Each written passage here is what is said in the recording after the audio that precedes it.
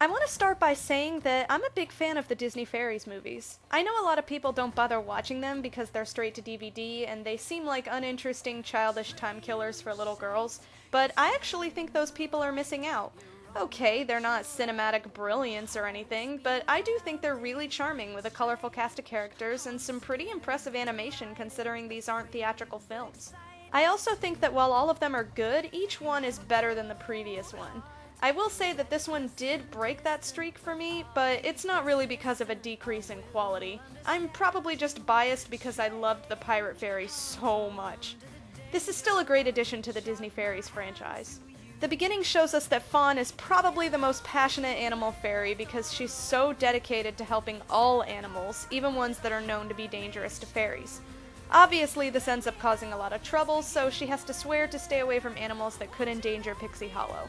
But of course, she discovers a giant creature called the Neverbeast, who she learns more about through observation as well as finding out the infamous legend revolving around him. This is the first of the Fairies movies to focus on a character other than Tinkerbell, who's an already established secondary character. The Pirate Fairy was about Zarina, but she was an entirely new character. This is the first to focus on one of Tinkerbell's friends from the other movies, and I actually really liked that. Don't get me wrong, I like Tink's character in these movies, but all of the side characters are great, and it was a nice change of pace for the focus to be shifted to one of her friends. This one is about Fawn, who is still a great enough character to carry her own movie, and we learn a lot more about her. I really loved watching her with how passionate she is about her animal talent. I liked how the viewer learns about the Neverbeast at the same pace as Fawn. The scenes with the two really reminded me of the scenes with Hiccup learning about Toothless in the first How to Train Your Dragon movie. I appreciated that the legend wasn't told to the audience by the narrator at the very beginning, because otherwise it would have felt really boring to watch Fawn trying to learn things that the audience already knows. But no, you're having the same thoughts and asking the same questions as she is, and at the same time. It just made it more engaging. It makes you feel as if you're there, experiencing this with Fawn. There is still more to like than just these scenes, though. There's a new character introduced named Nyx, who's a scout fairy, and she is awesome. She has a great design and is a really strong, skilled character, and I just loved her. Despite this being Fawn's movie, Tink and her friends are there, not for very long, but they've still got that great group dynamic that they do in the other films. I do have one nitpick, though. Not only does Fawn have a different design in this movie, which is fine and doesn't really bother me much, but she also has a different voice, and that combination was kinda distracting at times. That's not to say Jennifer Goodwin did a bad job as Fawn, she was fine, but I felt there was an obvious difference. When Rosetta's voice changed from Kristen Chenoweth to Megan Hilty, I didn't notice it at all, and Rosetta is one of my favorite characters. But this did take me out of the story a couple times, even though it was brief. Still, despite all the changes Fawn went through, she's still the same fun, passionate character, so I can't really complain much. Let me say right now that this movie's ending is sad.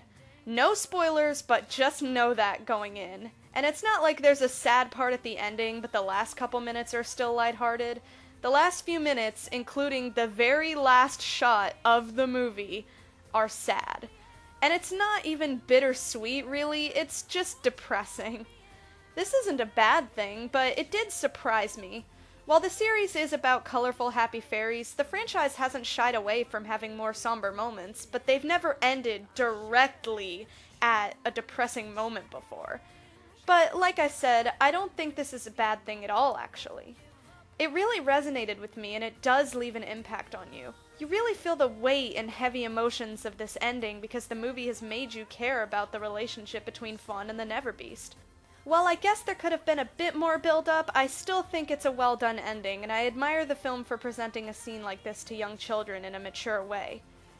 I think it fits in with those well-handled emotional Disney moments that do teach kids something that is a big part of life. Overall, I can't say Legend of the Neverbeast is my absolute favorite Disney Fairies movie, but again, I'm biased because the Pirate Fairy is god tier. But it is still a great movie for any fan of the franchise, regardless of age.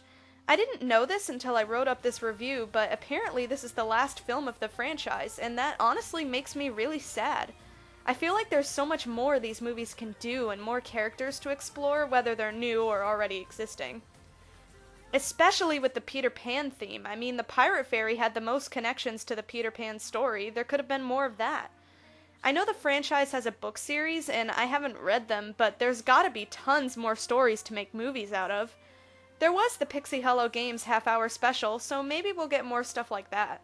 Still, if this is the last thing we get from this franchise, I'd say it's a good one to go out on, even though it does kinda add a whole new layer of melancholy to the ending.